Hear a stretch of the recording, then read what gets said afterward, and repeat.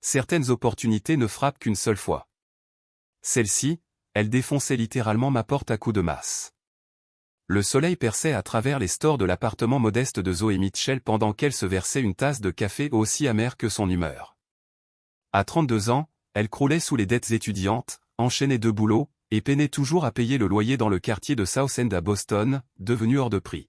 « Tu as l'air d'avoir besoin de quelque chose de plus fort que du café », lança Harper, sa meilleure amie depuis la fac, qui était entrée avec son double de clés. Zoé lui lança un regard noir. « Ce dont j'ai besoin, c'est d'un miracle. Ou d'un ticket de loto gagnant. » Harper s'installa sur un tabouret de bar, un sourire mystérieux aux lèvres. « J'ai peut-être mieux que ça. » Mieux que la liberté financière? Vas-y, éclaire-moi, dit Zoé, plus sceptique que jamais. Harper se pencha vers elle, baissant la voix comme si elle s'apprêtait à révéler un secret d'État.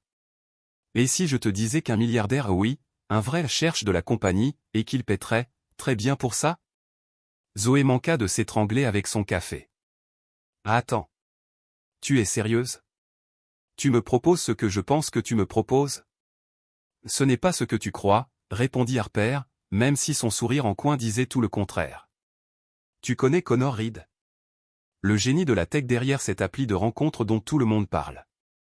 Il a des méthodes peu conventionnelles pour rencontrer des femmes. Peu conventionnelles ou illégales? Demanda Zoé en haussant un sourcil. Pas vraiment. Enfin, pas exactement. Regarde. Harper lui montra une page privée sur son téléphone, un réseau social exclusif. Zoé fronça les sourcils. Il utilise ce réseau pour rencontrer des femmes, professionnellement? Pour dîner? Oui, bon. Et dîner, c'est peut-être un euphémisme, admit Harper. Zoé repoussa le téléphone. Je suis désespérée, pas folle. Le visage de Harper devint soudain sérieux. Zoé, c'est un seul soir. Une conversation. Et il paie $5 000, juste pour que tu viennes. 5000. Le chiffre heurta Zoé comme un uppercut. 3 mois de loyer. En une soirée. C'est de la folie, murmura-t-elle. Mais déjà, sa détermination vacillait. Et ce n'est pas tout, ajouta Harper, débordant d'enthousiasme. J'ai peut-être déjà soumis ton profil. Tu as fait QOI, s'écria Zoé, posant sa tasse si violemment que le café éclaboussa le comptoir. Et il t'a choisi. Parmi des centaines de candidates. Zoé la fixa, incrédule. Tu plaisantes. Le rendez-vous est ce soir. À l'hôtel Liberty. 22h, t'as une enveloppe avec la clé de la chambre. Tout est prêt. Je n'irai pas, dit Zoé d'une voix ferme, sans pour autant repousser l'enveloppe.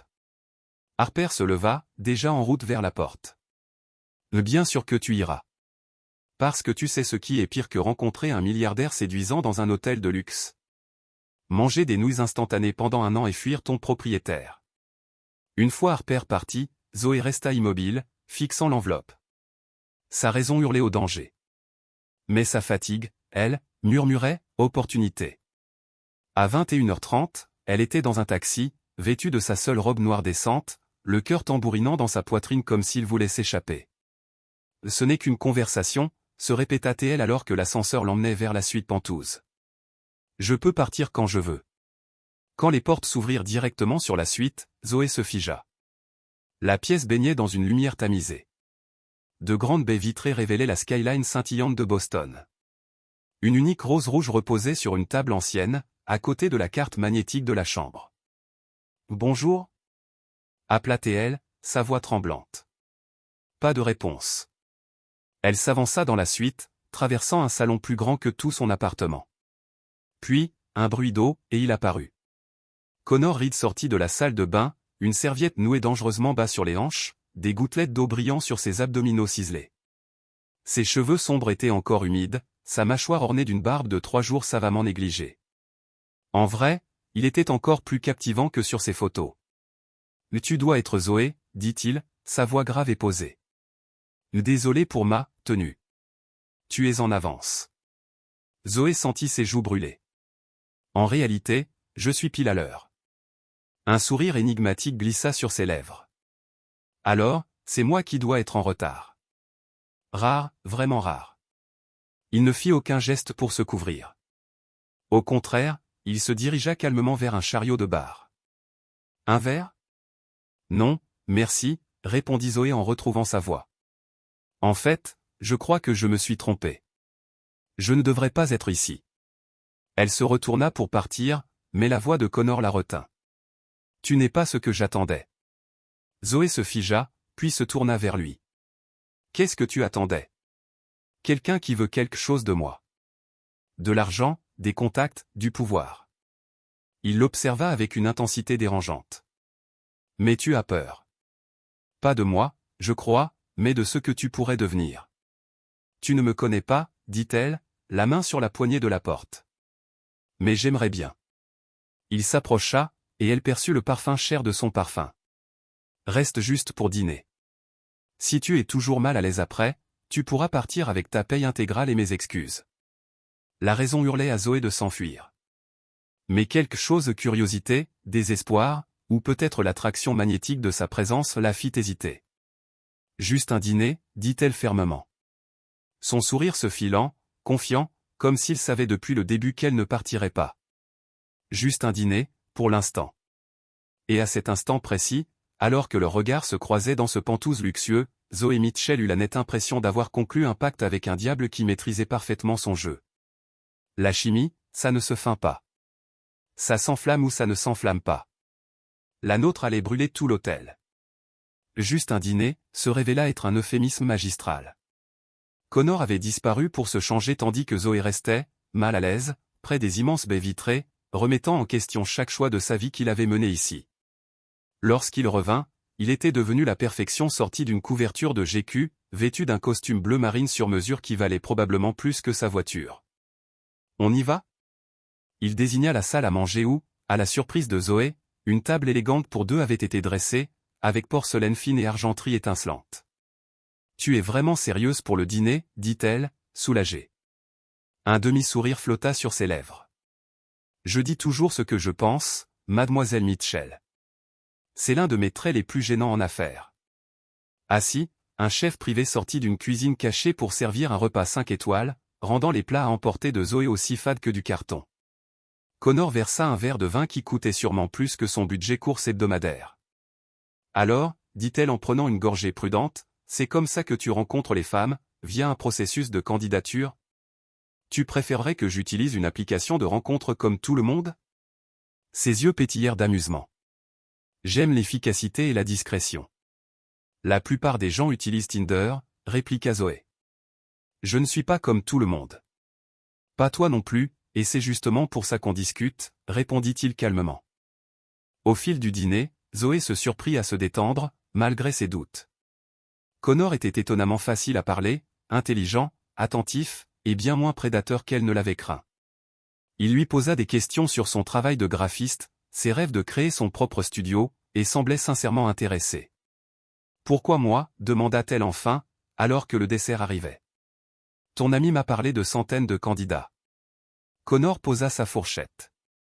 Parce que ta candidature n'en était pas une, c'était de l'honnêteté pure, presque agressive. Comment ça? Il sortit son téléphone et lut, pas intéressé à être la potiche d'un riche égocentrique. Mais si tu es vraiment humaine sous toute cette richesse et que tu veux une vraie conversation, je peux accorder une soirée. PS, ce n'était pas mon idée. Zoé faillit s'étouffer avec sa crème brûlée. Je n'ai pas écrit ça. Ça doit être Harper. Je m'en doutais, rit Connor. Mais ça a attiré mon attention. Tu sais à quel point l'authenticité est rare dans mon monde? Zoé. La façon dont il prononça son nom lui provoqua un frisson inattendu. J'imagine aussi rare que des dîners à $5000 dans le mien, répondit-elle. Son expression changea, une ombre traversa ses traits. C'est ce que tu crois? Une transaction? N'est-ce pas? Lança Zoé, défiant. Tu me paies pour être ici. Je t'ai proposé une compensation pour ton temps, corrigea Connor. Pas pour autre chose. Il y a une différence, une distinction pratique. La tension dans la pièce changea, chargée d'une menace invisible. Et dis-moi, qu'est-ce que tu penses que je veux de toi exactement, demanda-t-il, la voix plus basse, plus grave. Zoé soutint son regard. Je pense que tu as l'habitude d'acheter tout ce que tu veux, et là, pour une raison inconnue, tu as décidé que tu me voulais. Connor se pencha en avant, assez près pour qu'elle puisse apercevoir des éclats d'or dans ses yeux verts. Tu as en partie raison. Je te veux, mais tu n'es pas quelque chose qu'on peut acheter, Zoé Mitchell. Tu es quelqu'un que je dois mériter. L'air entre crépité d'électricité. Toutes les raisons rationnelles qui auraient dû la repousser l'argent, l'accord, l'audace de la situation semblaient fondre sous la chaleur de son regard. Je devrais partir, murmura-t-elle, sans pourtant faire un geste. Oui, tu devrais probablement. Il ne bougea pas non plus. Au lieu de ça, Connor étendit lentement la main à travers la table, ses doigts effleurant les siens. Ce simple contact fit naître des étincelles qui remontèrent le long de son bras. C'est fou, pensa Zoé. Complètement, acquiesça-t-il. Elle retira sa main brusquement, se levant. Merci pour le dîner. Je vais me débrouiller. Connor se leva avec une élégance nonchalante. Bien sûr. Ton paiement. Garde-le, répondit-elle, soudain furieuse à cette piqûre de rappel.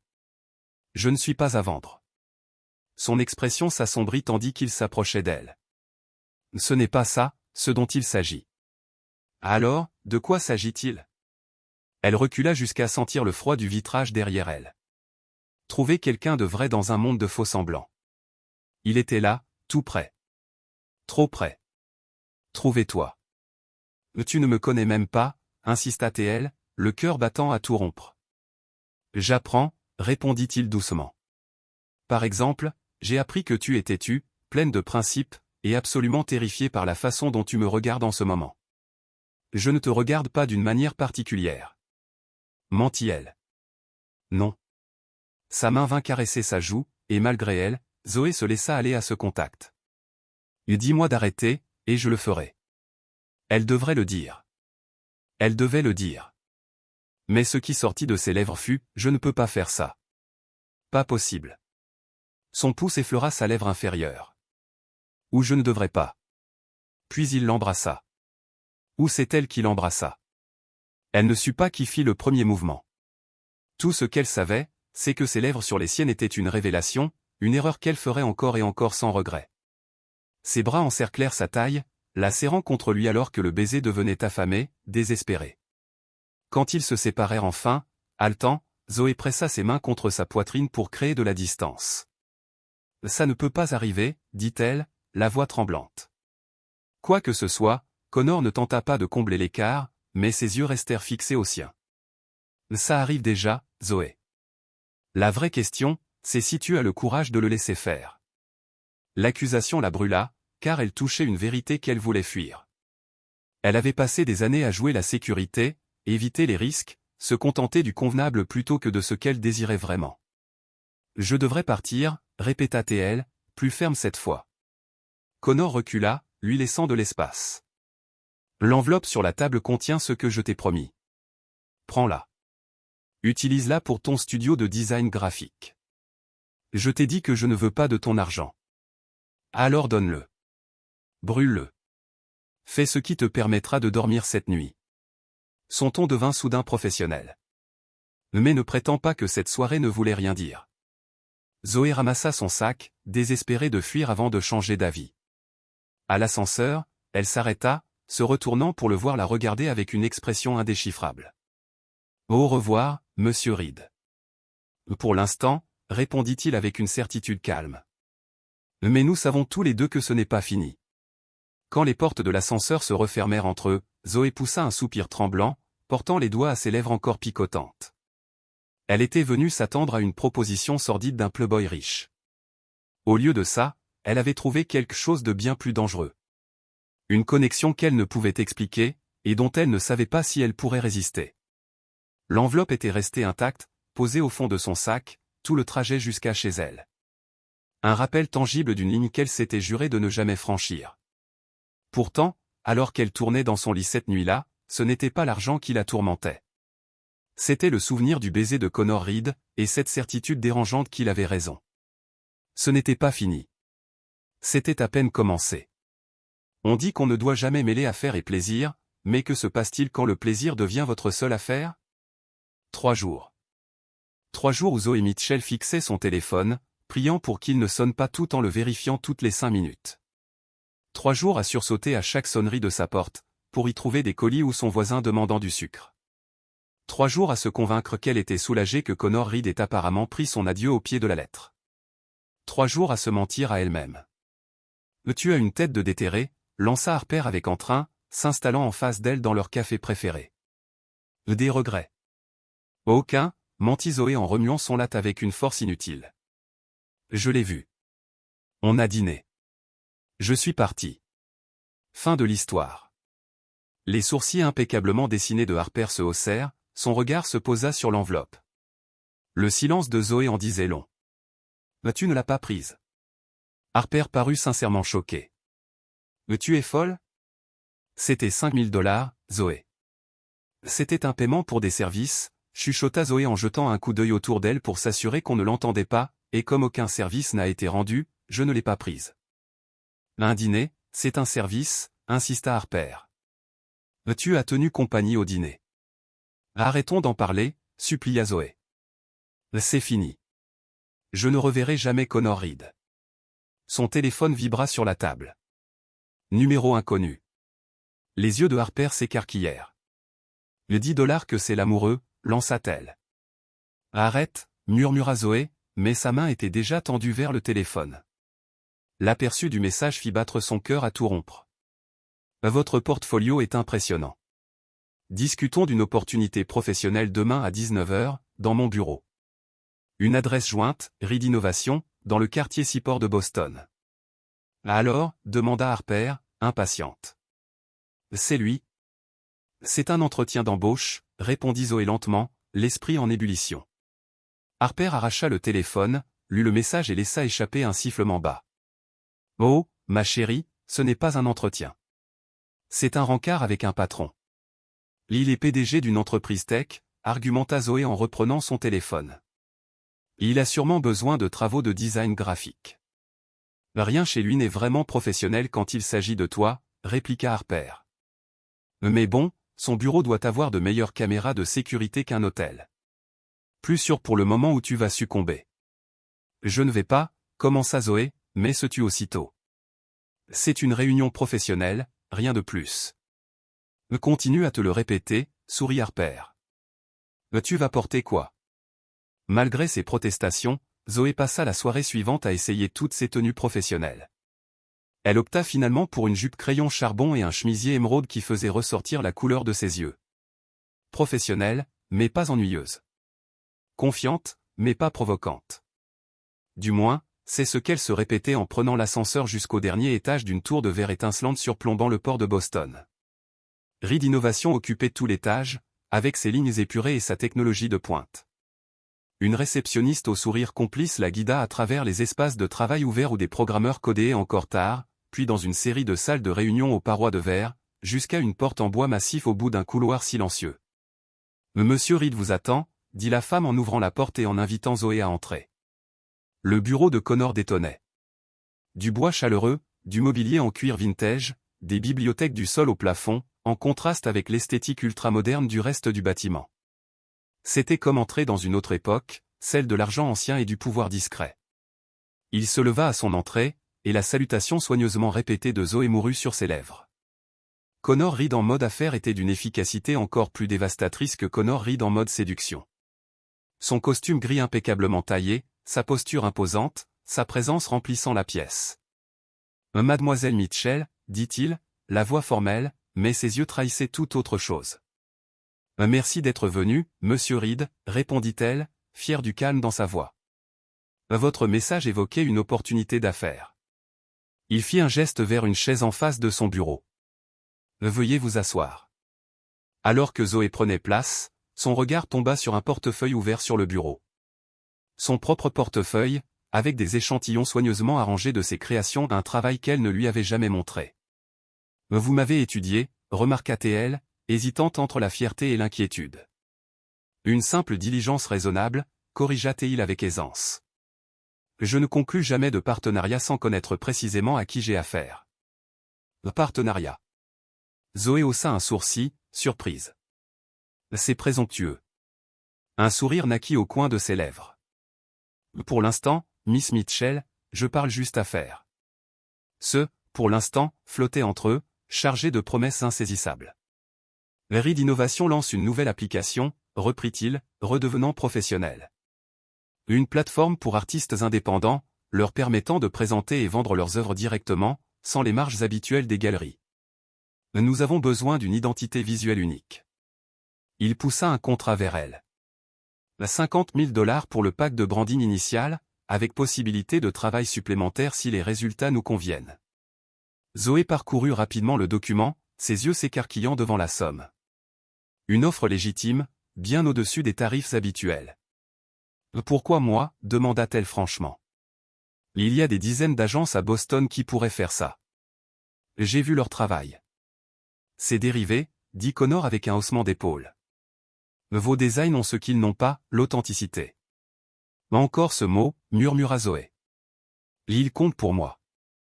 Son regard croisa le sien, un silence lourd s'installa, chargé de tensions invisibles. Zoé se força à détourner les yeux vers le contrat, essayant de se concentrer sur les mots plutôt que sur l'homme. C'est très généreux, dit-elle prudemment. Mais je me demande s'il n'y a pas des attentes au-delà de ce qui est écrit ici. Connor se renfonça dans son fauteuil, son expression indéchiffrable. La seule attente, c'est l'excellence, Miss Mitchell. Tout ce qui pourrait arriver entre nous est totalement séparé de ce contrat. Vraiment, lança-t-elle, défiant.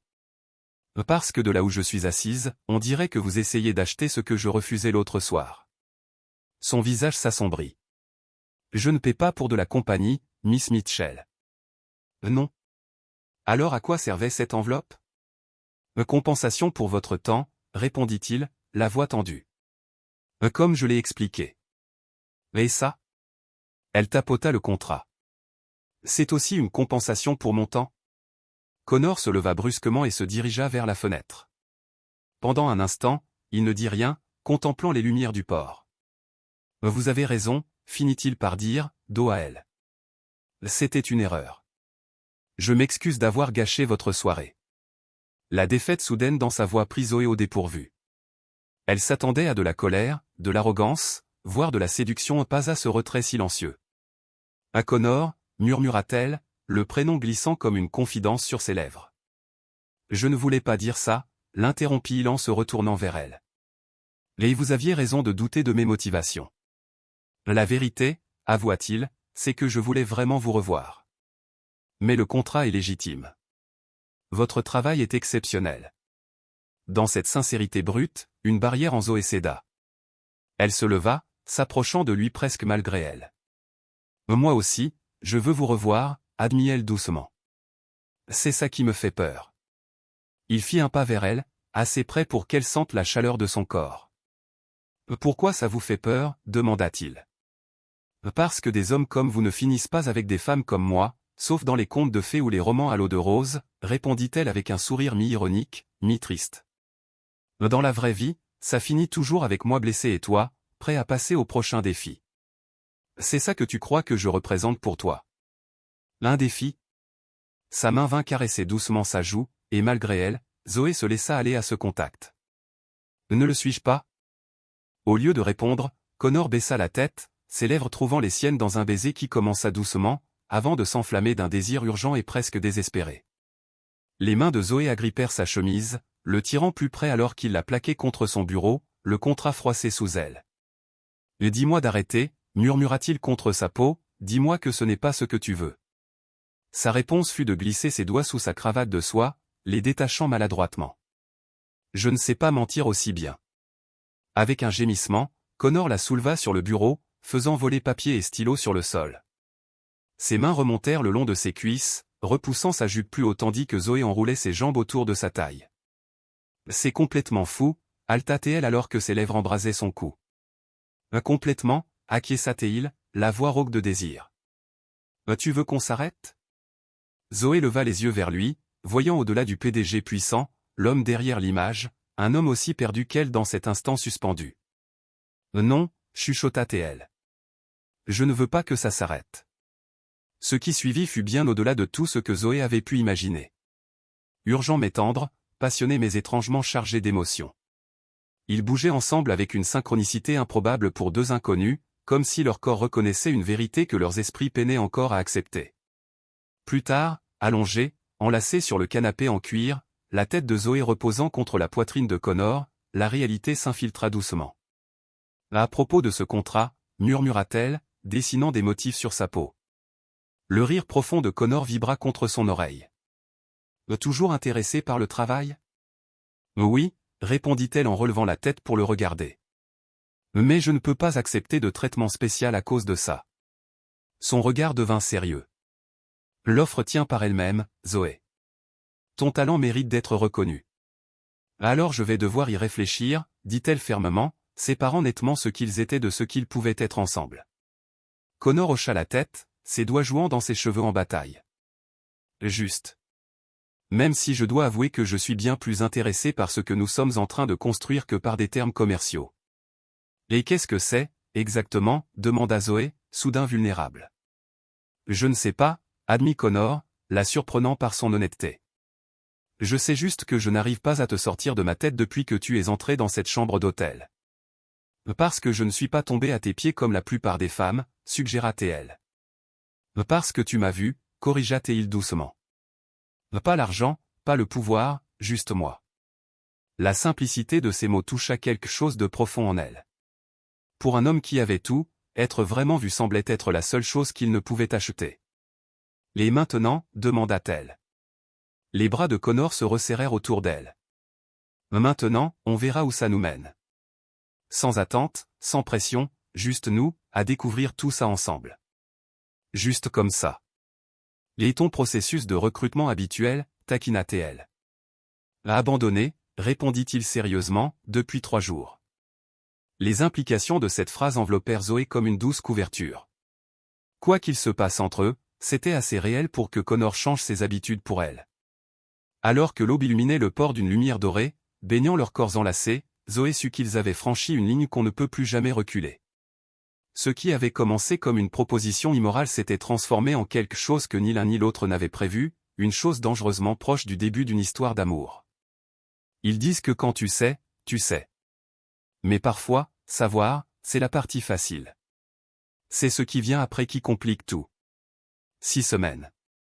6 semaines de dîners clandestins dans des petits trésors cachés de Boston. 6 semaines de conversations tardives qui s'étiraient jusqu'à l'aube.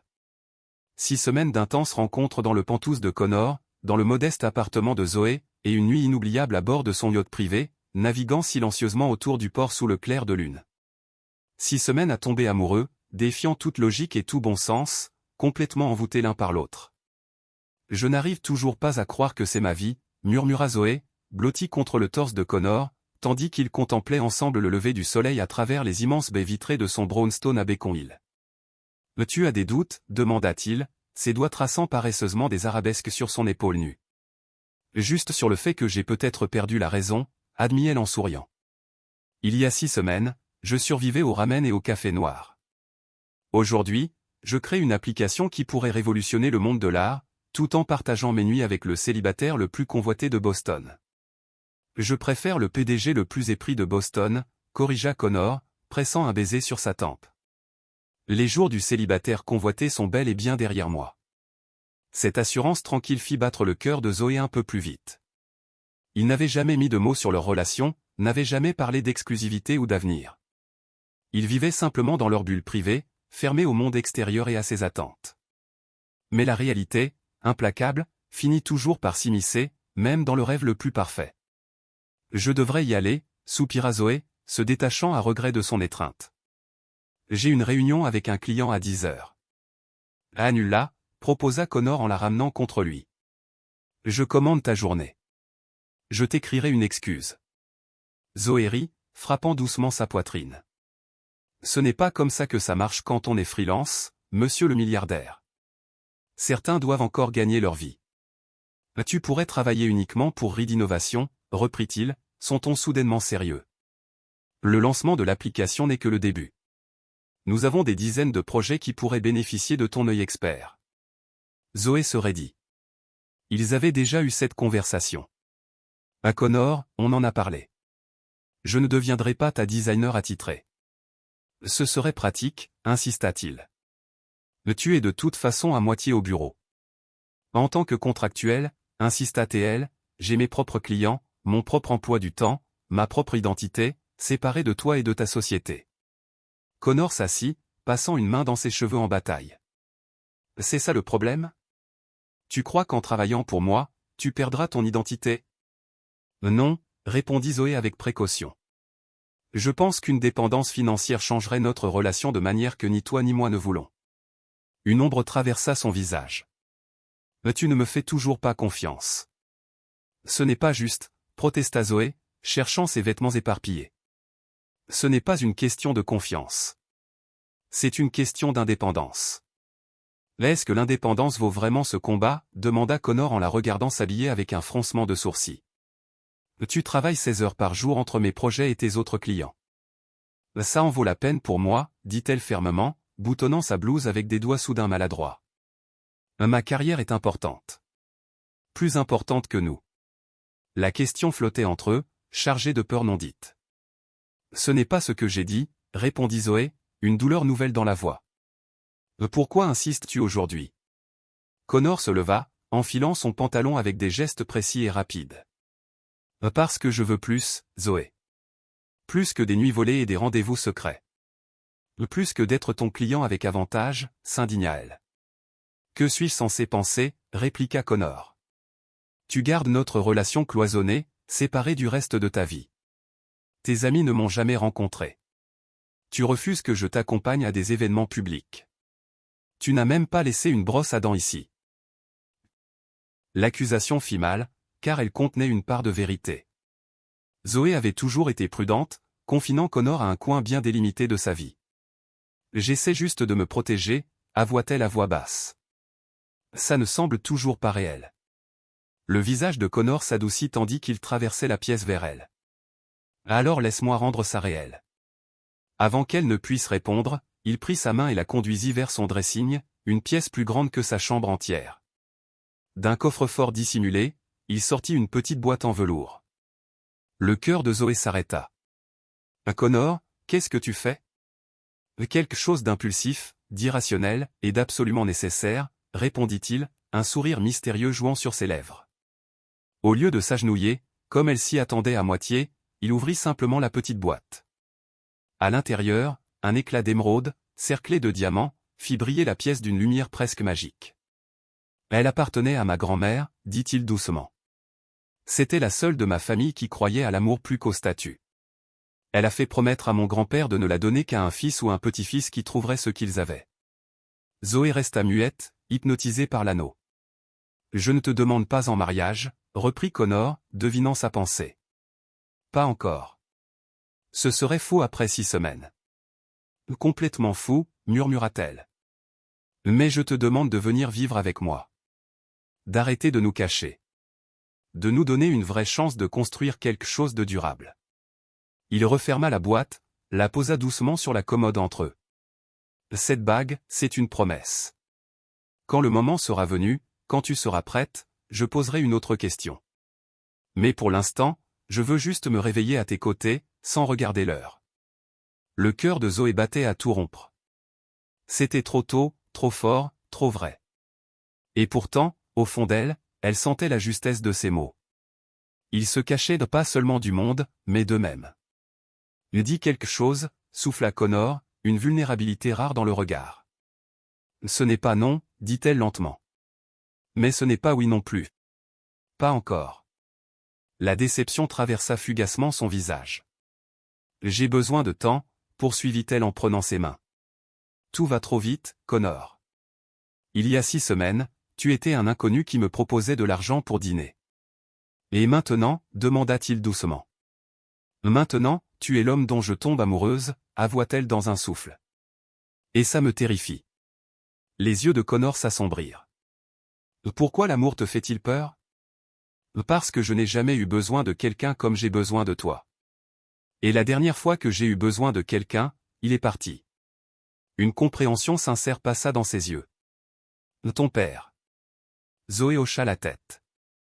Elle lui parla de son enfance, de ce père qui les avait abandonnés, elle et sa mère, à 12 ans, pour recommencer ailleurs. Je ne suis pas lui, dit Connor fermement. Je le sais. Logiquement, je le sais. Mais ça, entre nous, ce n'est pas logique. Ça ne l'a jamais été. Il la serra contre lui, son menton posé sur sa tête. Prends tout le temps qu'il te faut. Ma proposition tient toujours. Et ma promesse aussi. Les yeux fermés, Zoé inspira son parfum, tentant d'apaiser la tempête dans son esprit. Une voix murmurait prudence. L'autre lui chuchotait que certaines chances méritaient d'être prises, que l'amour, le vrai, n'obéissait à aucune règle. 1 mois, dit-elle enfin. Donne-moi 1 mois pour terminer mes projets et apprivoiser l'idée. Connor releva la tête, l'espoir brillant dans ses yeux. C'est un oui?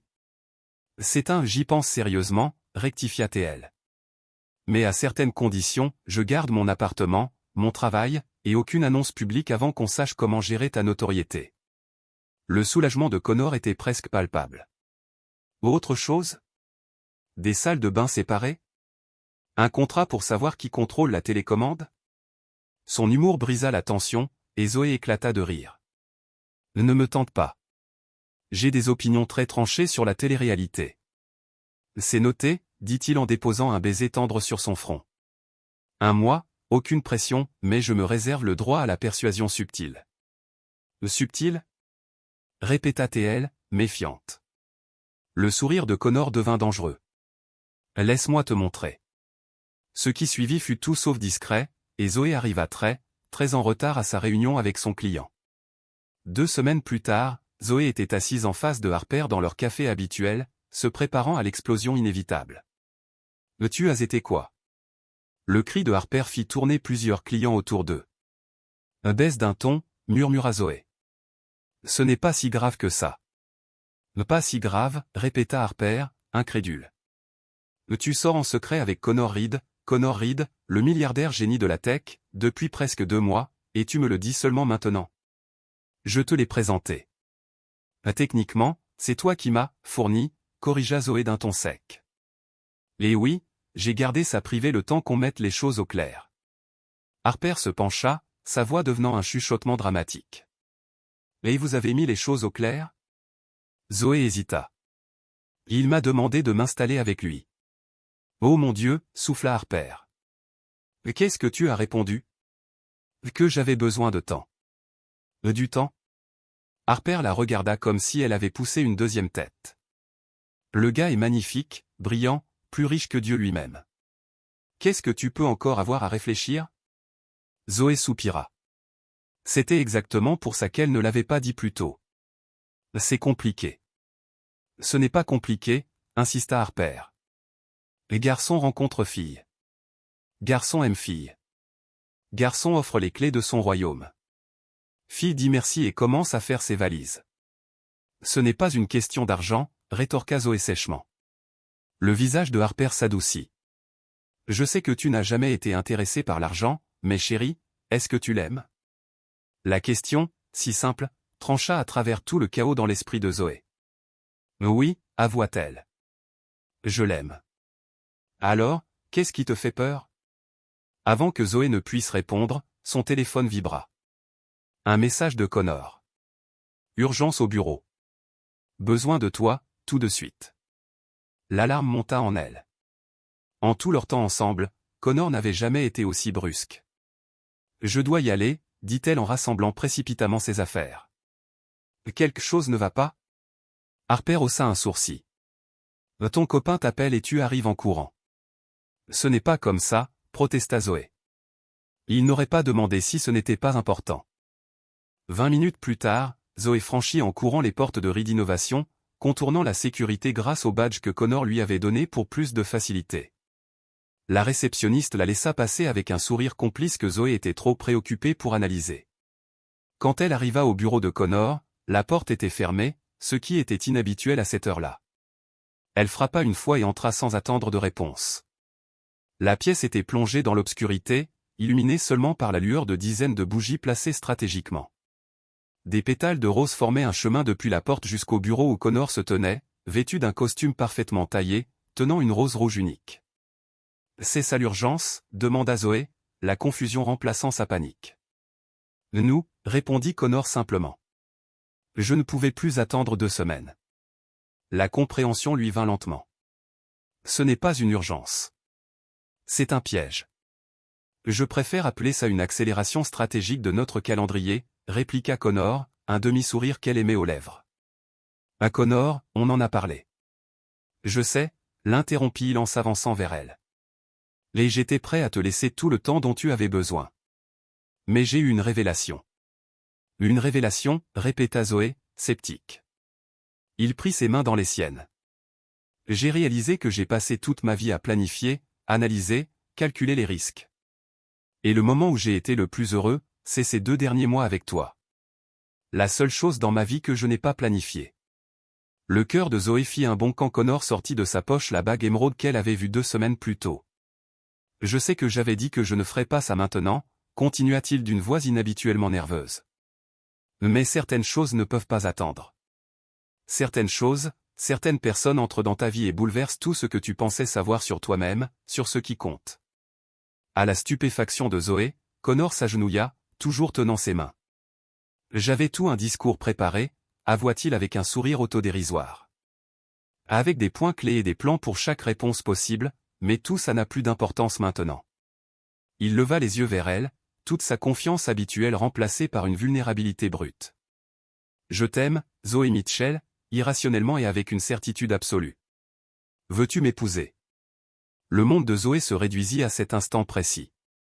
Cet homme. Ce choix impossible. Tout allait trop vite, défiant toute logique et prudence. Pourtant, en plongeant son regard dans celui de Connor, elle comprit que parfois, la raison était surestimée. Parfois, le cœur sait ce que l'esprit ne peut encore comprendre.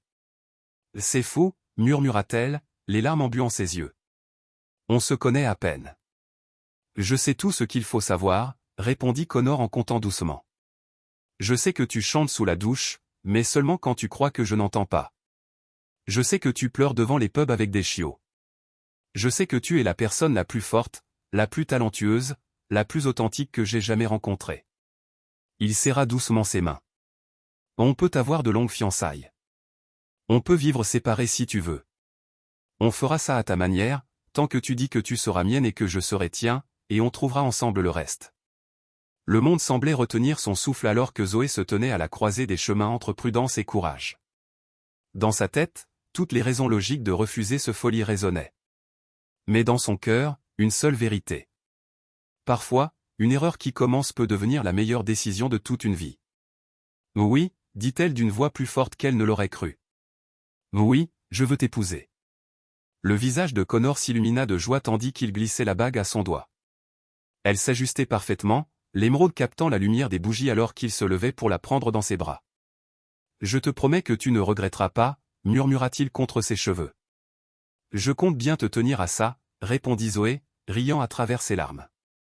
Parce que je viens d'accepter d'épouser un homme que j'ai rencontré il y a 2 mois dans une chambre d'hôtel dans des circonstances pour le moins douteuses. Ma mère va faire une crise cardiaque. Connor éclata de rire, la soulevant et la faisant tournoyer. On inventera une meilleure histoire pour les petits-enfants. Lorsque ses lèvres rencontrèrent les siennes dans un baiser qui semblait une promesse, Zoé fit taire la dernière voix de doute dans sa tête.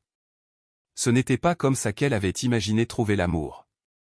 Ce n'était ni sûr, ni raisonnable, ni prévu. C'était mieux. On dit que toute publicité est bonne publicité. Celui qui a dit ça n'a jamais vu leurs fiançailles annoncées sur TMZ. Zoé fixa son téléphone, horrifiée, alors que les notifications affluaient.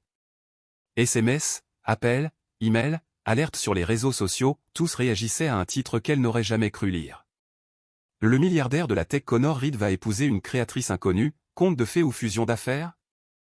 L'article, encore pire, montrait une photo floue de quittant le bureau de Connor le soir de la demande en mariage, la nouvelle bague d'émeraude bien visible.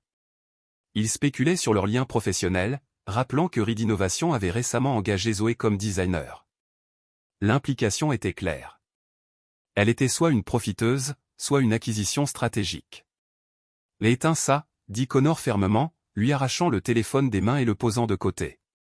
Ils prenaient leur petit déjeuner dans leur cuisine, 3 jours seulement après la demande. Rien de tout ça n'a d'importance. Ça compte quand ma mère appelle à 6 heures du matin pour me demander pourquoi elle a appris mes fiançailles par sa coiffeuse. Zoé répliqua en repoussant sa tartine intacte. Ou quand mes clients commencent à appeler pour savoir si je prends encore des commandes, maintenant que je me suis marié à un riche. Connor grimaça. J'aurais dû m'y attendre. Désolé. Comment ont-ils su? Zoé se passa les mains dans les cheveux, frustrée. Mon assistante croit qu'il y a une fuite au bureau. Je n'ai pas vraiment gardé la demande secrète. Tu veux dire que les pétales de rose et les bougies dans ton bureau vitré n'étaient pas assez subtils? Malgré son agacement, Zoé esquissa un léger sourire en repensant à ce moment. Connor lui prit la main de l'autre côté de la table. On savait que ça arriverait un jour. Mon entreprise fait la une des journaux. Je savais qu'il y aurait des tensions, corrigea Zoé. Je ne m'attendais pas à une mise à mort publique avant même d'avoir fixé une date de mariage. La sonnette retentit, interrompant leur conversation. La gouvernante de Connor apparut quelques instants plus tard, visiblement agitée. Monsieur Reed, il y a des photographes dehors. La sécurité les retient à la grille, mais ils crient des questions. L'expression de Connor s'assombrit. Merci, Madame Chen. Dites à la sécurité qu'aucun commentaire ne sera fait. Alors que la gouvernante s'éloignait, le téléphone de Zoé se remit à vibrer. Le visage de Harper illumina l'écran. Tu devrais répondre, dit Connor. Là elle doit s'inquiéter. Zoé acquiesça et décrocha. Harper, je peux tout expliquer. L'explique, répondit Harper, la voix assez forte pour que Connor l'entende de l'autre côté de la table. L'explique pourquoi j'ai dû apprendre tes fiançailles sur Twitter. Je pensais être ta meilleure amie. Tu le es, la rassura Zoé en grimaçant à cause du volume. Ça s'est passé si vite, et la presse a eu l'info avant qu'on ait pu en parler. Alors c'est vrai. Tu vas vraiment épouser ce milliardaire MC Dreamy après seulement 5 minutes. 2 mois, corrigea faiblement Zoé. Mais oui, c'est ça. Un long silence suivit avant qu'Harper ne reprenne, d'une voix plus douce. Tu es heureuse? Cette simple question transperça tout le chaos de la matinée. Zoé regarda Connor de l'autre côté de la table, qui faisait semblant de ne pas écouter tout en parcourant les alertes d'actualité sur sa tablette. Oui, répondit-elle avec certitude. Plus heureuse que jamais. Alors je t'aiderai à enterrer ces chroniqueurs people, déclara Harper loyalement. Mais je veux les pleins droits de demoiselle d'honneur et une robe de demoiselle d'honneur outrageusement chère. Zoé rit, sentant la tension s'évaporer de ses épaules. Un marché conclu. Tu peux passer ce soir? On est littéralement assiégé. Envoie-moi l'adresse par texto. J'apporte du vin et des renforts. Après avoir raccroché, Zoé trouva Connor la regardant avec une expression tendre. Quoi? Demanda-t-elle. Tu as dit que tu étais plus heureuse que jamais, répondit-il. Même avec tout ça. Il désigna la fenêtre où, au loin, les paparazzis s'agitaient aux grilles. Même avec tout ça, confirma Zoé en contournant la table pour s'asseoir sur ses genoux. Mais je me réserve le droit de changer d'avis s'il commence à fouiller nos poubelles. Connor enlaça sa taille, la serrant contre lui. Je peux engager plus de sécurité, ou on peut partir. Allez chez moi à mal jusqu'à ce que ça se calme. Zoé secoua la tête. Je ne fuis pas. J'ai des clients, des délais. Et puis, se cacher donnerait l'impression qu'on a quelque chose à cacher. Une lueur de fierté traversa les yeux de Connor. Je t'ai déjà dit que je t'aime? Pas dans l'heure qui vient de s'écouler, taquina Zoé en l'embrassant. Le moment fut interrompu par la vibration du téléphone de Connor. Il le consulta, fronçant les sourcils. Mon équipe de communication veut me voir. Apparemment, il y a plus dans cette histoire que nos fiançailles. L'amour s'avéra être une femme nommée Veronica Sinclair, ex de Connor d'il y a 3 ans, qui vendait maintenant son histoire à qui voulait l'entendre. Selon la directrice de la communication de Connor, visiblement mal à l'aise, Veronica affirmait que Connor lui avait proposé avec la même bague familiale, avant de rompre quand elle a refusé de signer un contrat prénuptial. C'est ridicule, lança Connor d'un ton sec, après le briefing dans son bureau. Je n'ai jamais fait de demande à Veronica. On est sortis ensemble 4 mois, sans jamais que ce soit sérieux. Là elle a des photos d'elle avec ce qui semble être la même bague, précisa la directrice en glissant un tabloïd sur le bureau. Zoé fixa l'image, un Connor plus jeune et brillant, le bras autour d'une blonde magnifique qui portait bien cette bague émeraude identique à celle au doigt de Zoé. Ce n'est pas possible, insista Connor, le visage blême. Cette bague était dans le coffre familial jusqu'à il y a 2 mois. Là elle raconte une histoire détaillée, poursuivit la directrice. Plusieurs médias relaient l'affaire. Elle prétend que tu as un schéma de relations éclairs qui finissent mal. Zoé sentit un malaise profond l'envahir. Y en a-t-il d'autres? L'équipe RP échangea des regards avant que le directeur ne se raclât la gorge. Mademoiselle Sinclair affirme qu'au moins 2 autres femmes ont reçu une attention similaire. C'est absurde, s'exclama Connor en se levant brusquement. Je veux une déclaration niant tout ça immédiatement. Et que notre équipe juridique examine les options pour un procès en diffamation. Alors que l'équipe s'activait pour obéir, Zoé resta figée, son esprit tourbillonnant. Elle connaissait déjà la réputation de playboy de Connor avant leur rencontre. C'était en partie la raison pour laquelle elle avait hésité à s'impliquer. Mais il avait été si convaincant lorsqu'il lui avait dit qu'elle était différente, qu'il n'avait jamais ressenti ça auparavant. Était-ce un mensonge? Seuls tous les deux, Connor s'agenouilla devant sa chaise, prenant ses mains. Zoé, regarde-moi, la pressa-t-il. Rien de ce qu'ils disent n'est vrai. Véronica et moi avons eu une brève relation. Ce n'était pas sérieux, et je ne lui ai jamais proposé quoi que ce soit. Alors comment explique-t-elle les photos avec la bague, demanda Zoé, détestant le doute dans sa voix. Connor passa une main dans ses cheveux, frustré. Je ne sais pas. Ça doit être truqué. Ou peut-être une bague similaire. Mais je te jure, la bague de ma grand-mère était dans le coffre familial jusqu'à ce que je la récupère pour toi. Zoé voulait le croire. Elle avait besoin de le croire. Mais le doute, une fois semé, grandissait comme une mauvaise herbe.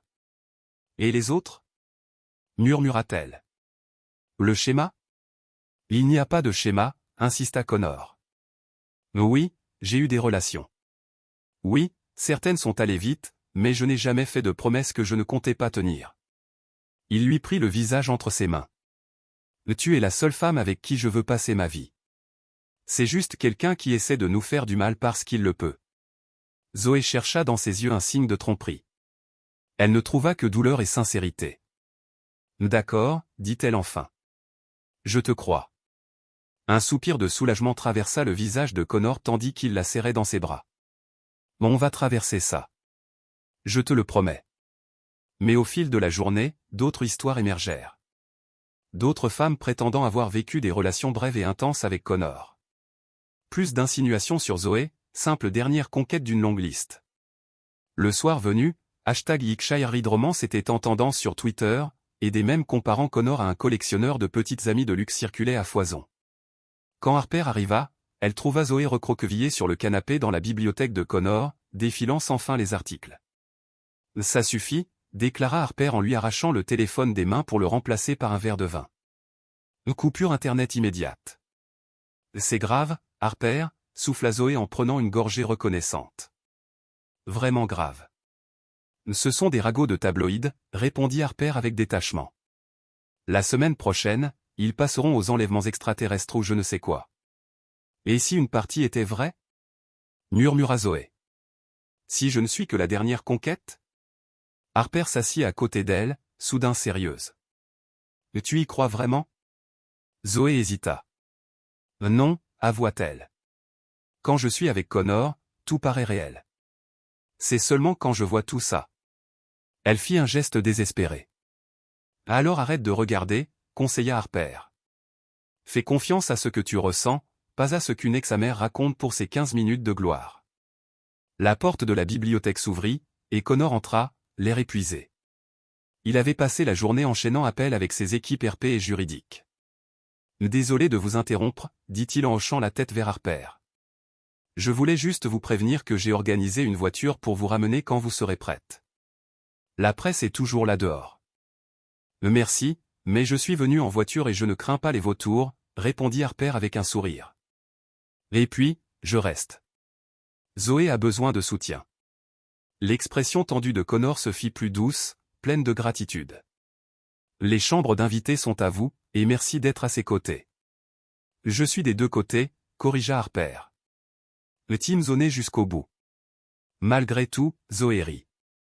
Dis-moi que ce n'est pas vraiment une chose. Ça l'est maintenant, déclara Harper en levant son verre en toast.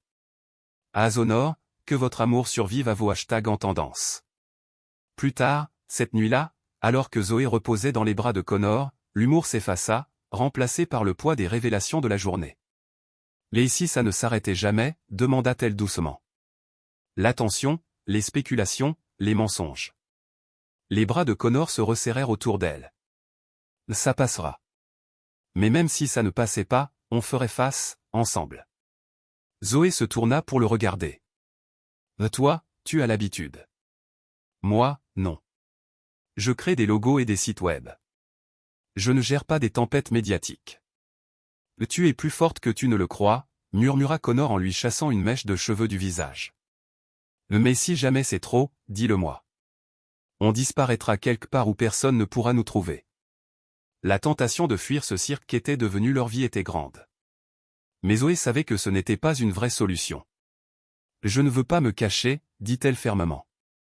Je veux construire une vie avec toi. Une vraie vie, pas un rêve isolé. Les yeux de Connor brillèrent d'émotion dans la faible lumière. T'ai-je déjà dit à quel point tu es remarquable? Continue à me le dire, murmura Zoé en se blottissant contre lui, surtout les jours comme aujourd'hui. Alors qu'elle sombrait dans le sommeil, Zoé comprit que, si elle avait autrefois peur de se perdre dans le monde de Connor, le vrai défi serait de rester elle-même, malgré la volonté du monde de définir leur relation à sa manière. Le lendemain matin apporta une complication inattendue, même pour l'équipe de relations publiques de Connor. Monsieur Reed, la voix de son assistante craqua dans l'interphone. Une certaine Madame Eleanor Mitchell est là pour vous voir. Elle dit être la mère de Mademoiselle Mitchell. Zoé s'immobilisa, en pleine revue de maquette au petit bureau que Connor avait installé pour elle dans son bureau à domicile. Ma mère est là, souffla-t-elle. Connor parut aussi surpris. Tu lui as dit où on habite? Non. Je comptais l'appeler aujourd'hui, une fois le communiqué de presse prêt. Zoé se redressa, lissant nerveusement ses vêtements décontractés. Là elle a dû trouver l'adresse quelque part. Maligne, commenta Connor avec une pointe d'admiration. Je lui fais monter? Zoé hocha la tête, un nœud se formant dans son estomac. Eleanor Mitchell était une force de la nature, mère célibataire ayant cumulé 3 emplois pour élever Zoé après le départ de son père. Elle était aussi férocement protectrice et méfiante envers tout homme s'intéressant à sa fille. Quelques minutes plus tard, Eleanor entra dans le bureau, impeccable malgré l'heure matinale. Elle jaugea rapidement le luxe des lieux avant de fixer sa fille. Alors c'est vrai, dit-elle sans préambule. Tu es fiancée à un homme dont je n'ai jamais entendu parler. Maman, commença Zoé, gênée. Voici Connor Reed. Connor, voici ma mère, Eleanor Mitchell. Connor s'avança, tendant la main. Enchantée, Madame Mitchell. J'ai entendu beaucoup de bien de vous. Eleanor regarda sa main d'un air froid avant de la saisir.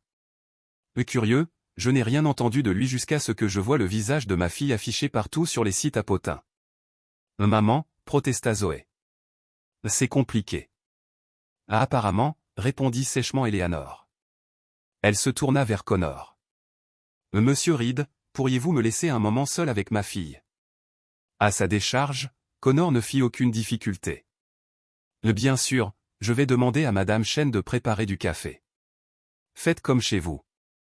Une fois la porte refermée derrière lui, Eleanor haussa un sourcil vers Zoé.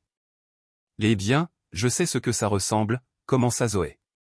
On dirait que ma fille raisonnable et indépendante a perdu la tête, lança Eleanor sans détour. Il y a 2 mois, tu te plaignais de ne pas avoir d'argent, et maintenant tu es fiancée à l'un des hommes les plus riches de Boston. Ce n'est pas une question d'argent, insista Zoé. Non. Alors pourquoi tout ce secret? Pourquoi j'apprends ça par Barbara au salon au lieu d'entendre ça de toi? Un flot de culpabilité submergea Zoé. Je voulais te le dire. On essayait de garder ça privé, le temps de tout comprendre. Et vous avez compris, demanda Eleanor, adoucissant légèrement la voix. Parce que d'après ce que j'ai lu, cet homme a un sacré passé avec les femmes. On ne peut pas croire tout ce qu'on lit, répondit Zoé, reprenant les mots de Connor de la veille. Non, mais je peux croire ce que je vois, répliqua Eleanor. Et ce que je vois, c'est ma fille se précipiter dans un mariage avec un homme qu'elle connaît à peine. Un homme dont le mode de vie ne pourrait pas être plus différent du sien.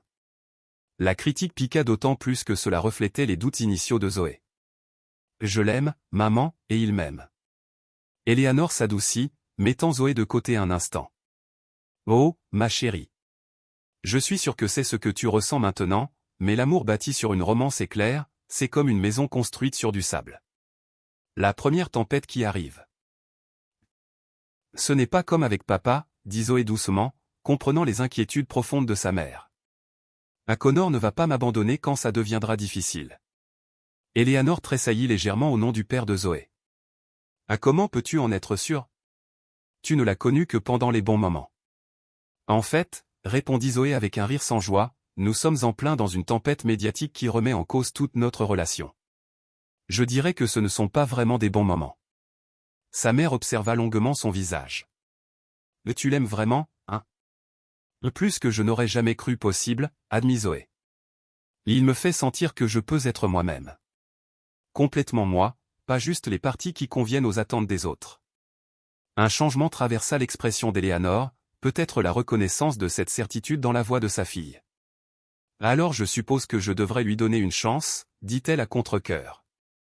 Mais s'il te fait du mal, tu feras la queue derrière Harper, coupa Zoé avec un sourire, un soulagement l'envahissant.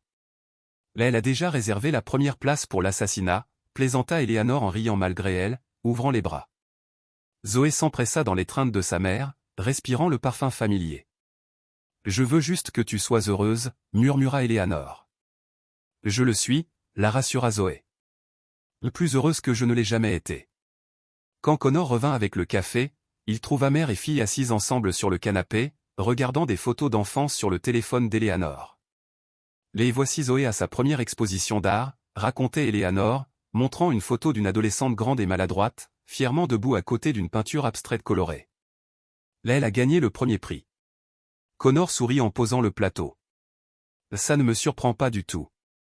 Son talent était évident dès la première fois que j'ai vu son travail. Eleanor le regarda, pensive.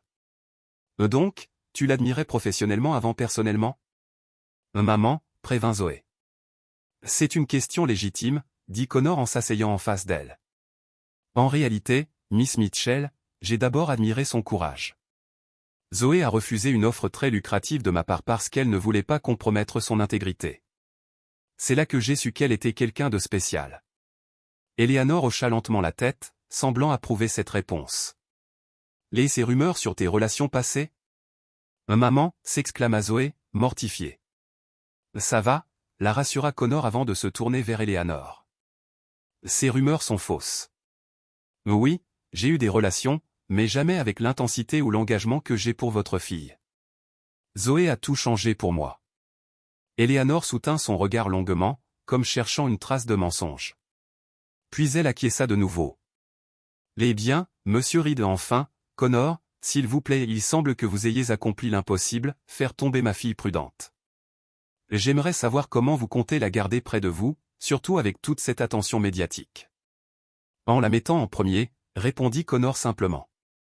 Toujours la presse, mon business, mon soi-disant statut. Rien de tout ça n'a d'importance comparé au bonheur et au bien-être de Zoé. C'était la bonne réponse, prononcée avec une telle sincérité que même les instincts protecteurs d'Eleanor semblèrent s'adoucir. Je vous tiens à ça, dit-elle, reprenant sans le vouloir les mots de sa fille quelques jours plus tôt. Au fil du café et des conversations, la tension s'estompa peu à peu entre trois. Au moment où Elena s'éloigna, escortée par l'équipe de sécurité de Connor pour s'assurer qu'elle puisse partir sans être assaillie par les photographes, elle avait arraché des promesses d'un vrai dîner en famille et de mise à jour régulière. « Ta mère est redoutable », commenta Connor tandis qu'il regardait sa voiture s'éloigner des grilles. « Terrifiante, tu veux dire ?» corrigea Zoé avec un sourire. « Je voulais dire impressionnante », répondit Connor en passant un bras autour de ses épaules. « Maintenant je sais d'où tu tiens ta force. » Zoé s'appuya contre lui, trouvant du réconfort dans sa présence solide. « Tu crois qu'on survivra à la prochaine réunion de famille avec quelques cicatrices de bataille? » Probablement, plaisanta-t-il. « Mais oui, on survivra à tout ça. » Et à cet instant, debout dans l'embrasure de ce qui devenait leur foyer, avec la presse toujours tapie derrière les grilles et les rumeurs qui tourbillonnaient autour d'eux, Zoé le crut. Ils survivraient. Pas parce que leur amour était parfait ou magique, mais parce qu'ils se choisissaient chaque jour, à travers scandales comme célébrations. Ce n'était pas le conte de fées qu'elle n'avait jamais osé rêver. C'était mieux. C'était réel. Les plus belles histoires d'amour ne sont pas celles sans conflit. Ce sont celles où l'amour s'avère plus fort que tous les obstacles. 1 an plus tard. Je n'arrive pas à croire qu'on fait vraiment ça, chuchota Zoé, jetant un œil par la fente de la porte vers la foule rassemblée. La mythique bibliothèque publique de Boston avait été transformée en décor de contes de fées, avec des cascades de fleurs blanches, des lumières scintillantes et des centaines de bougies diffusant une chaleur douce dans toute la pièce. Des doutes, demanda Harper, ajustant la traîne de la robe élégante de Zoé, chef-d'œuvre sobre de soie ivoire et de dentelle délicate. Surépouser Connor? Jamais, répondit Zoé, son sourire rayonnant malgré ses nerfs. Sur le faire devant 300 personnes avec une couverture exclusive dans Vanity Fair? Absolument, rit Harper en replaçant une mèche rebelle dans le chignon de Zoé. Le prix à payer pour épouser le célibataire le plus convoité d'Amérique. Et puis, la moitié de ces gens sont tes amis et ta famille. L'autre moitié sont les associés de Connor et des gens que je ne connais même pas, remarqua Zoé. Tous follement jaloux que tu aies attrapé l'homme que personne n'arrivait à capturer, répliqua Harper en clin d'œil. Au fait, comment va notre milliardaire résident? Selon son témoin, il est prêt depuis 1 heure et a consulté sa montre environ 500 fois, annonça Elena en entrant dans la suite nuptiale avec une flûte de champagne pour sa fille. Ici pour calmer les nerfs. Zoé accepta le verre avec gratitude. L'année passée avait été un tourbillon d'extrêmes, des sommets vertigineux et des bas éprouvants. Après la frénésie médiatique initiale autour de leur fiançailles, ils avaient décidé de prendre leur temps pour organiser le mariage, laissant les ragots s'apaiser et donnant à leur famille la chance de vraiment se découvrir. Tout n'avait pas toujours été simple. Les parents de Connor, issus de la vieille aristocratie bostonienne aux attentes traditionnelles, avaient d'abord été sceptiques face aux origines modestes et aux ambitions professionnelles de Zoé. Eleanor était restée sur ses gardes, surveillant chaque mouvement de Connor à la recherche du moindre signe qu'il pourrait blesser sa fille, et la presse avait continué à spéculer sur leur relation, bien que de moins en moins à mesure que de nouveaux scandales captivaient l'attention. À travers tout cela, Zoé et Connor s'étaient renforcés. Ils avaient affronté leur premier vrai conflit, surtout, les détails du mariage, les limites professionnelles, jusqu'à savoir si la gouvernante de Connor devait aussi s'occuper du bureau à domicile de Zoé. Zoé avait gagné cette bataille. Ils avaient appris à faire des compromis, à écouter, à faire confiance à la résilience de leur amour face aux désaccords. Et quelque part en chemin, Zoé avait cessé d'attendre le coup dur. Elle avait arrêté de se demander quand le conte de fées prendrait fin, pour commencer à bâtir une vraie vie avec l'homme qu'elle aimait. Une vie faite de lundis mornes et dîners passionnés, de rêves partagés et d'ambitions individuelles, d'un avenir à la fois sûr et excitant d'imprévu. C'est l'heure, annonça la coordinatrice de mariage en apparaissant dans l'embrasure de la porte. Tout le monde est en place. Elena serra la main de Zoé. Prête, ma chérie? Zoé prit une profonde inspiration, tendant sa flûte de champagne à Harper. Prête? Alors que les doubles portes s'ouvraient et que le quatuor à cordes entamait sa mélodie, les yeux de Zoé cherchèrent immédiatement Connor. Il se tenait droit, élégant dans son smoking. Mais c'était l'expression sur son visage qui fit battre son cœur plus fort, un regard de pure joie et d'émerveillement qui effaçait tout le reste. La foule, les photographes, les décorations somptueuses, rien ne comptait face à l'homme qui l'attendait au bout de l'allée. Avec Eleanor d'un côté, et son beau-père Frank de l'autre, cet homme entré dans sa vie à l'université, lui prouvant que tous les hommes ne quittent pas ceux qu'ils aiment. Zoé commença à avancer vers son futur mari. Lorsqu'elle l'atteignit, Connor prit ses mains dans les siennes, ses yeux ne quittant jamais les siens. « Tu es à couper le souffle, murmura-t-il, pour qu'elle seule l'entende. « Toi aussi, répondit-elle à voix basse, serrant ses mains. La cérémonie s'écoula dans un tourbillon d'émotions, les vœux traditionnels prononcés avec une conviction sincère, les alliances échangées avec des mains sûres, et enfin un baiser qui réussit à être à la fois public et d'une intimité bouleversante. « Je vous présente, Monsieur et Madame Reed », annonça l'organisatrice d'une voix claire, et la bibliothèque éclata en applaudissements. En se tournant vers leurs invités, Zoé aperçut un visage inattendu. Véronica Sinclair, l'ex de Connor, responsable de tant de troubles après leur fiançailles. Assise discrètement au fond, élégante mais visiblement mal à l'aise. Zoé se pencha vers Connor en descendant l'allée. « Ton ex est là, Véronica. » Connor hocha la tête, sans surprise. « Je l'ai invité. On en parlera plus tard. » La réception se déroula dans un flou de félicitations, de danses et de toasts au champagne. Ce ne fut que bien plus tard dans la soirée que Zoé trouva un moment pour isoler Connor. « Allez, raconte, dit-elle en le conduisant sur un balcon tranquille surplombant la cour de la bibliothèque. Pourquoi Véronica est-elle là? Connor soupira, desserrant son nœud papillon. Parce que je voulais clore ce chapitre comme il faut. Après tout le mal qu'elle a essayé de faire, je voulais qu'elle voie que ça n'a pas marché. Que nous sommes plus forts que toutes les tentatives pour nous séparer.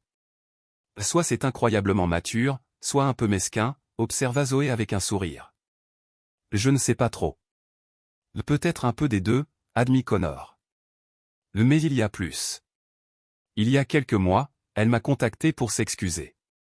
Toute l'histoire est sortie, elle avait été payée par une société rivale de technologie pour me discréditer au moment de nos négociations de fusion. Les photos de la bague étaient truquées. Les yeux de Zoé s'écarquillèrent. Pourquoi ne m'as-tu pas dit? Je voulais, répondit Connor en prenant ses mains. Mais tu as dit quelque chose qui m'a fait comprendre que ça n'avait plus d'importance.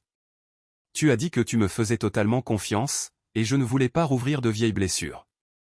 Zoé réfléchit, regardant les guirlandes lumineuses scintiller dans la cour en contrebas. Je ne sais pas si je devrais être en colère que tu m'aies caché ça, ou touché que tu aies voulu me protéger. Mais on va dire un juste milieu, proposa Connor en la serrant contre lui. Tu peux être un peu irritée, mais surtout compréhensive. Elle rit, posant la tête contre son torse. Un marché conclu. Mais plus de secrets, d'accord? Même ceux qui sont bien intentionnés. Plus de secrets, promit-il en posant un baiser sur son front. Sauf pour tes cadeaux d'anniversaire et les surprises d'anniversaire de mariage. Je vois le message, l'interrompit-elle en souriant. À propos de surprise, j'en ai une pour toi. Connor haussa un sourcil. Le jour de notre mariage? Mais tu m'as déjà tout donné. Pas tout à fait, dit-elle doucement, prenant sa main et la posant sur son ventre. Il y a quelqu'un d'autre qui voudrait rejoindre cette famille dans environ 7 mois. Connor la fixa, la stupeur laissant place à l'émerveillement. Nous allons avoir un bébé. Zoé hocha la tête, des larmes de joie remplissant ses yeux. Je l'ai découvert la semaine dernière. Je voulais attendre aujourd'hui pour te le dire. La réponse de Connor fut de la soulever d'un coup, la faisant tournoyer comme il l'avait fait le jour où elle avait accepté sa proposition. Je n'arrive même pas à trouver les mots. Connor ride, sans voix. J'aurais dû filmer ce moment historique, taquina Zoé en essuyant une larme alors qu'il la reposait doucement. Je t'aime, dit-il simplement, la voix chargée d'émotion. Nous t'aimons aussi, répondit-elle en guidant sa main vers son ventre encore plat. Même si je suis un peu inquiet d'élever un enfant qui va hériter de ton entêtement mêlé à mon chaos créatif. Il ou elle sera parfait, déclara Connor avec confiance, et choyé par tous les grands-parents. Zoé rit en imaginant les parents formels de Connor et sa mère rivaliser pour garder le bébé. Que Dieu nous vienne en aide. De l'intérieur, la musique reprenait, annonçant leur retour pour la première danse. Prêt à affronter la foule. Madame Reed, demanda Connor en lui offrant son bras. Zoé le prit, ressentant une lumière bien plus intense que le faste de la journée. Prête à tout, tant que c'est avec toi. Alors qu'il retournait à la réception, Zoé croisa le regard d'Harper, de l'autre côté de la salle. Son ami leva sa flûte de champagne en un toast silencieux, les lèvres formant un triomphant, je te l'avais bien dit. Et elle avait raison. Dès le début, Harper avait insisté sur le fait que parfois, les rencontres les plus inattendues donnaient les plus grandes histoires d'amour. Zoé avait été sceptique, prudente, peur de croire qu'un début aussi improbable puisse mener à un bonheur durable. Elle n'avait jamais été aussi heureuse de se tromper. 5 ans plus tard. Papa, plus haut. Ordonna Lily Reed, 4 ans, ses boucles noires sautillant alors que Connor la poussait sur la balançoire dans le jardin de leur maison à Brookline.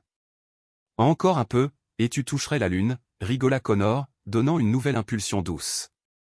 Depuis la terrasse, Zoé les observait avec un sourire, une main posée sur son ventre très arrondi, l'autre tenant un carnet de croquis.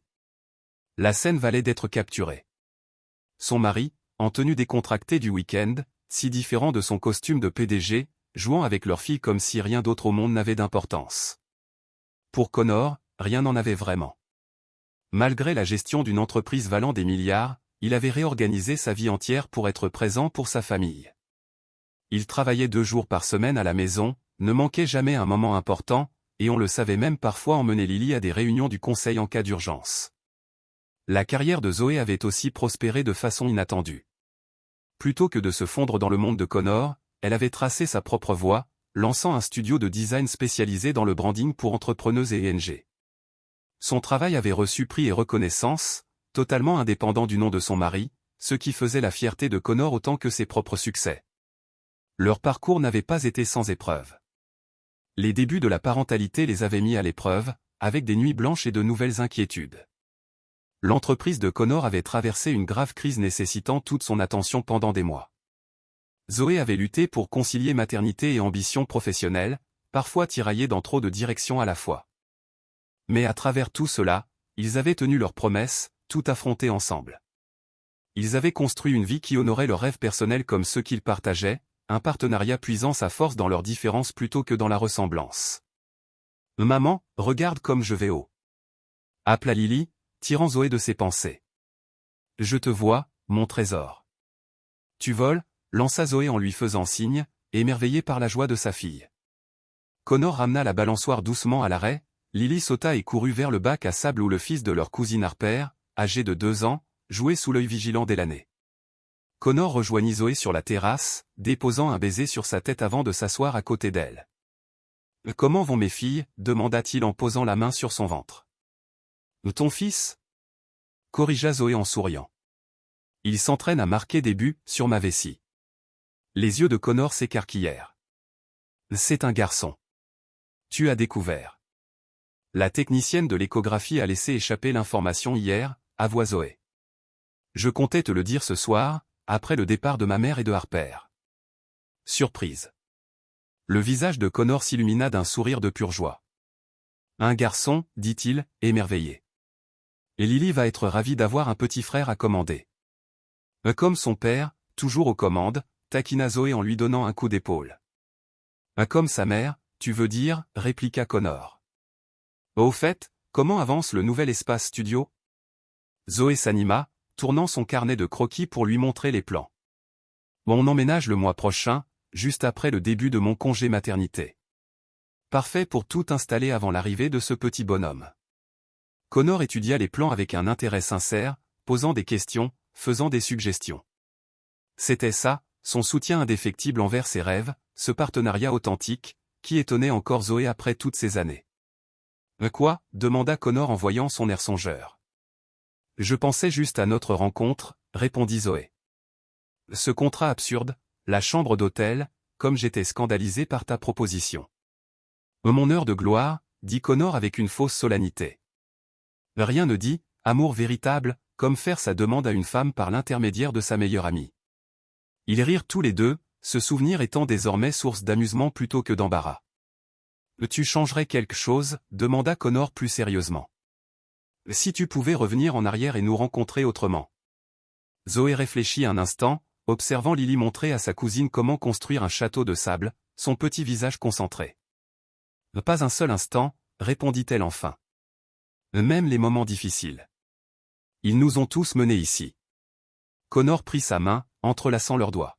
« J'ai su que tu étais spécial dès que tu es entré dans cette chambre d'hôtel et que tu m'as regardé comme si j'étais complètement fou. »« C'est toi qui étais fou, » lui rappela Zoé.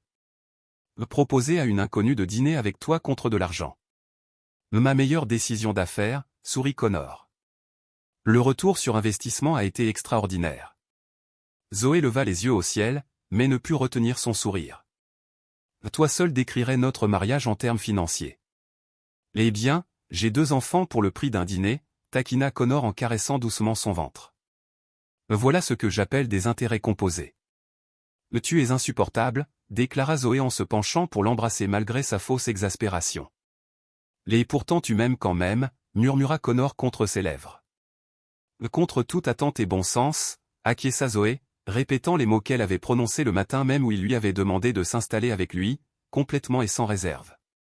Alors que le soleil de l'après-midi baignait leur famille d'une lumière dorée, Zoé repensa au chemin qui les avait menés jusqu'à cet instant. D'une proposition immorale à une histoire d'amour digne des plus grands récits, leur parcours avait été hors norme, inattendu, et entièrement leur. Ce n'était pas le conte de fées dont elle avait été trop réaliste pour rêver quand elle était jeune. C'était mieux, chaotique, authentique, bâti sur des choix faits chaque jour d'aimer l'autre malgré tout ce que la vie leur réservait. Et alors que Connor l'aidait à se relever et qu'il rejoignait main dans la main leur fille dans le bac à sable, Zoé sut avec une certitude absolue que leur plus grand chapitre restait à écrire. Fin.